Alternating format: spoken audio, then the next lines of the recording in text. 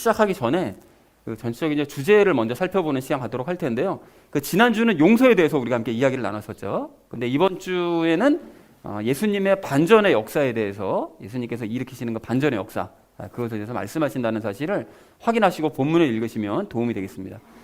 자, 그래서 전체 주제를 오늘 이렇게 잡았는데요. 반전을 일으키실 예수님을 기대하자라는 것을 이제 오늘 주제로 함께 말씀 나누도록 하겠습니다. 먼저 우리 13절 말씀 우리 함께 읽도록 하겠습니다. 내가 그를 나와 함께 있게 하여 복음으로 인해 결박당한 나를 너 대신 섬기게 할 수 있었으나 라고 말씀합니다. 여기서 얘기하는 이제 그를, 내가라는 건 바울이고요. 이제 그를이라는 것은 그 오네시모, 노예였던 그 오네시모를 얘기하는 거죠. 그래서 그 오네시모를 내 옆에 그냥 두게 할 수도 있었다는 거예요. 자, 그래서 여기 보면 너 대신 섬기게 할 수 있었다라고 얘기하는데, 감옥에 지금 자신이 갇혀 있으니까 나의 이제 손발이 되어서 역할을 해줄 그런 이제 동역자로서 오네시모를 내가 쓸 수도 있었다. 그래서 오네시모에게 심부름시키고 뭐 이런 일들을 할 수도 있었다라는 것을 얘기를 하는 거죠. 자, 그래서 복음으로 인해 결박당한 나 바울은 오네시모를 곁에 두고 동역자로 삼을 수 있었다라고 얘기했다는 것이 그 13절의 내용이 되겠습니다. 자, 이어진 14절 말씀 우리 함께 읽도록 하겠습니다. 너의 동의 없이는 내가 아무것도 하기를 원치 아니하노니 이것은 내가 베푸는 은택이 마지못해 하는 것처럼 되지 아니하고 자진해서 하는 것처럼 되게 하려 함이라 라고 말씀합니다. 여기 너의 동의 없이는 이라고 바울이 얘기를 하는데, 오네시모가 만약에 이제 바울이 자기의 이제 손발 역할을 해줄 사람으로 오네시모를 선정을 해서 자기 옆에 이제 동역자로 두어서 실제로 그렇게 생활을 했다. 만약에 그랬는데 나중에 빌레몬이 그 사실을 알게 되었어요. 저 오네시모 저거 예전에 내 돈 가지고 도망친 놈인데 이거를 나중에라도 혹시 알게 되면 혹시 시험에 들 수도 있는 거죠. 자초지종을 모르는 상태에서 그렇게 되면 뭐 이거 어떻게 된 거야 이거 막 이렇게 해서 시험에 들 수 있었기 때문에 바울이 이제 동의를 미리 구하고 싶었다는 거예요. 그래서 바울이 빌레몬의 이 모든 상황, 오네시모가 어떤 일을 겪었고 그래서 동역자가 되었다는 사실을 미리 알리고, 그래서 빌레몬의 그 동의까지 얻어서, 그러면 내가 이렇게 동역자로 두고 써도 되겠냐? 라는 거를 이제 동의까지 얻어서 오네시모와 이제 일하기 원했기 때문에 너의 동의 없이는 나 아무것도 일하기 싫다라고 바울이 얘기했다는 그런 내용이 되겠습니다. 자, 그리고 14절 이 하반절 말씀을 보시면 그 마지못해 하는 것처럼이라고 바울이 얘기하는데, 빌레몬이 만약에 나중에 상황을 알게 됐어요. 그래서 바울이 오네시모를 옆에다 동역자로 두고 쓰고 있다는 걸 알게 되면 그 기분이 나쁘지만, 인간적으로 기분 나쁘지만 바울이 한다는데 어떻게 하겠어요. 그러니까 억지로 허락할 수밖에 없잖아요. 그러니까 마지못해 그냥 그렇게 하게 하지 않고 나중에라도 혹시 찜찜하니까 나는 자진해서 너가 그렇게 했으면 좋겠다라는 그런 마음을 얘기를 하는 거죠. 그래서 바울은 상황을 모두 알려서 빌레몬이 자진해서 허락하기를 원했다라는 것이 14절의 내용이 되겠습니다. 그래서 14절 전체를 이렇게 정리할 수 있겠는데요. 바울이 빌레몬의 동의를 얻기 원했던 그 이유는 빌레몬이 마지못해서가 아니라 자진해서 그 은택을 베풀도록 그렇게 하기 위해서 동의를 이제 구했다라는 것이 14절의 내용이 되겠습니다. 자, 이어진 15절 말씀 우리 함께 읽도록 하겠습니다. 그런즉 그가 잠시 떠난 것은 아마도 내가 그를 영원히 받아들이게 하려 함이리니 라고 말씀합니다. 그가 잠시 떠났다는 것은 오네시모가 돈 갖고 도망쳤던 거, 튄 거죠. 그래서 그 도망을 쳤던 것은 그것을 얘기하는데, 네가 그를 영원히 받아들이게 하려고 아마 그가 도망갔었는 모양이다 이렇게 얘기를 하는데, 이게 이제 무슨 소리인가 하면 오네시모가 계속 그냥 빌레몬의 노예로만 지냈다.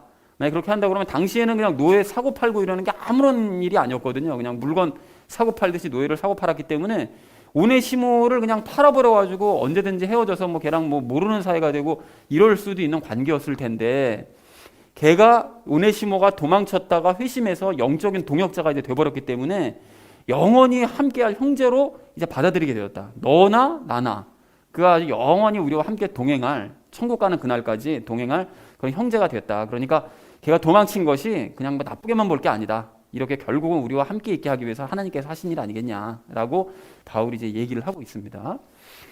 자, 그래서 15절 전체 의미를 이렇게 정리할 수 있겠는데요. 오네시모가 잠시 도망을 쳤던 것은 빌레몬이 오네시모를 영원히 형제로 받아들이게 하기 위해서 그 일어났던 사건으로 보인다. 그러니까 자기 생각에 그렇다는 거, 아마도 그런 사건으로 이제 보인다는 거예요. 그러니까 예수님의 섭리가 여기 숨어 있지 않겠냐라고 바울이 이제 설득을 하고 있는 것입니다. 빌레몬을. 자, 그래서 16절 말씀 우리 함께 읽도록 하겠습니다. 이제는 종으로서가 아니라 오히려 종 이상의 사랑하는 형제로서니라. 특별히 내게 그러하거늘 하물며 내게는 육신 안에서나 주 안에서나 얼마나 더 많이 그러하랴 라고 말씀합니다. 여기 종 이상의 사랑하는 형제로서 이제 받아들이게 되었다고 얘기하는 게 바울 얘기입니다. 그러니까 그러니까 바울은 오네시모를 이제 더 이상 노예가 아닌 과거 노예 출신이었으니까요. 근데 아마도 이 노예였던, 도망쳐도 어쨌든 노예는 노예잖아요. 그러니까 뭐 바울이 했든 뭐 주변의 사람이 누가 했든 돈 주고 사서 뭐 자유를 주거나 뭐 이렇게 했었을 수도 있을 것 같아요. 그래서 더 이상 얘를 이제 노예가 아닌 사랑하는 형제로서 지금 받아들이고 있다. 오네시모를 그렇게 대우하고 있다는 거죠. 그러면서 16절 하반절을 보면 육신 안에서나 주 안에서나라고 이제 얘기를 하는데 빌레몬에게 하는 얘기죠. 빌레몬, 너가 육신적으로 생각을 하든지 또는 주 안에서 생각을 하든지 이게 얼마나 기쁜 일이냐 사실 라고 이제 얘기를 하고 있는 거예요. 그러니까 얼마나 더 많이 그러하라라는 것은 예수님께서 오네시모를 거듭나게 만들어 주셨으니, 그러니 너는 얼마나 더 감격스럽겠냐. 그러니까 너는 그를 형제로서 더욱 받아들여 줘야 된다라는 얘기죠. 그러니까 예전에는 노예였던 사람이 이제는 영적인 형제가 됐으니 이게 얼마나 놀랍고 기쁜 일이냐라고 얘기를 하는 것이죠. 자, 그런데 인간적으로 따져보면 빌레몬 입장에서는 이게 감격은커녕 사실은 황당하거나 섭섭한 마음 가졌을 수도 있어요. 인간적으로는. 그죠? 그러니까 자기 돈 훔쳐 달아난 그런 노예가 갑자기 변화됐다고는 하는데, 제가 종종 예를 드는 것처럼 예전에 그 밀양인가요? 그 영화 보면은 자기 변화됐다고, 거듭났다고, 그 자기가 그 죄 저질렀던 사람에게 난 용서도 안 구하고 그냥 막 하나님께서 나 거듭나게 하셨기 때문에 난 죄 없다고 막 이런 식으로 적반하장식으로 나오면 좀 열받는 거잖아요. 그런데 그래서 빌레몬 입장에서는 그런 마음 때문에, 인간적인 마음 때문에 황당하거나 섭섭한 마음 가졌을 수도 있는데, 그래서 바울이 용서를 구하러 보낸 거죠. 오네시모를 보내면서 너도 기뻐해야 되는 것이 마땅한 일이다 라고 이제 설득을 하고 있는 것입니다. 그러니까 바울의 말은 사실은 이게 질문이라기보다는 그러한 마음을 가져야 마땅하다, 그리스도인으로서. 이걸 권면을 한 거죠. 얼마나 그렇겠니? 라고 얘기한 것은 그렇지 않니? 물어본 게 아니라 그래야 돼 라고 이제 권면을 한 것이죠. 자, 그래서 16절 전체 의미를 이렇게 정리할 수 있겠는데요. 내가 오네시모를 노예가 아닌 사랑하는 형제로 받아들이고 있으니 너는 여러모로 육신적으로나 주 안에서나 더욱 형제로서 그를 받아들여야 마땅한 일이라고 생각한다 라고 얘기했다는 것이 16절의 의미가 되겠습니다. 자, 마지막 17절 말씀 우리 함께 읽도록 하겠습니다. 그러므로 내가 나를 동반자로 여기거든 마치 나를 받아들이는 것 같이 그를 받아들이라 라고 말씀합니다. 여기 동반자라고 말씀하는 것은 영적인 동역자를 이야기하는 것이겠죠, 당연히. 그리고 네가 나를 동반자로 여긴다고 얘기하는데, 그 빌레몬은 바울의 동역자가 되었다는 사실을 기뻐했어요. 당시에 뭐 바울이 워낙 뭐 인지도도 그렇고 뭐 사도로서 그 명성도 그렇고 대단했기 때문에 바울과 함께 이제 일하는 동역자라는 사실에 대해서 이제 자부심도 갖고 이제 기쁨도 갖고 하는 그런 모습을 갖고 있었습니다. 그러니까 빌레몬도 당연히 바울의 동역자라는 사실을 기뻐했는데, 그것처럼, 그래서 네가 나를 받아들이는 것처럼 빌레몬이 바울을 동역자요 형제로서 기쁜 마음으로 받아들이는 것처럼 오네시모도 받아들여줘야 된다는 거예요. 왜 그래야 될까요? 왜 그랬는가 하면 먼저 번에 바울이 얘기했었죠. 오네시모는 바울의 속사람 같은 자가 되었다. 그러니까 12절에서요. 오네시모는 나의 속사람과 같은 자다라고 얘기를 했기 때문에 바울과 같다고 똑같이 오네시모를 나랑 똑같은 사람이라고 생각을 해서 오네시모를 너가 용서해주고 그를 형제와 동역자로서 받아줬으면 좋겠다라고 이제 권면을 했다라는 것이 17절의 내용이 되겠습니다. 그러니까 바울은 지금 어떻게 해서든지 혹시나 빌레몬이 용서를 못할까봐 보내면서도 혹시 용서 안 하고 뭐 큰일 나면 어떡하지? 걱정이 되니까 자꾸 이제 설득을 하는 거죠. 그러니까 나를 받아들이는 것, 너가 나를 좋아하는 것처럼 이제 오네시모를 내가 정말 좋아하거든. 그러니까 너도 오네시모를 좀 같이 좋아해줬으면 좋겠다라고 설득을 했다라는 것이 오늘 내용이 되겠습니다.